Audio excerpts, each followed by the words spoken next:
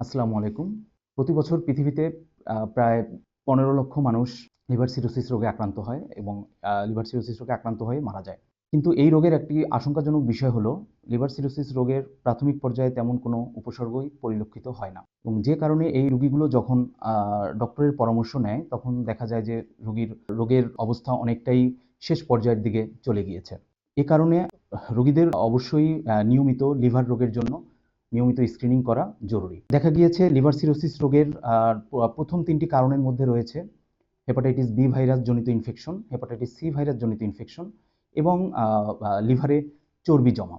এই ৩টা কারণেই সবচেয়ে বেশি এখন সিরোসিসের দিকে চলে যায়।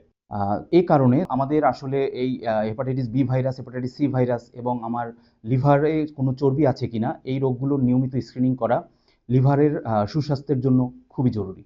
এছাড়া গ্যাস্ট্রোলিভারের বিভিন্ন প্রবলেম এবং মেডিসিনের যে কোনো হজম শক্তিজনিত প্রবলেম, গ্যাস্ট্রিকের প্রবলেম, বুক জ্বালা-পোড়া, পুরাতন আমাশয়, পায়খানার সাথে রক্ত যাওয়া এই ধরনের বিভিন্ন বিষয়ে পরামর্শ আমরা দিয়ে থাকি।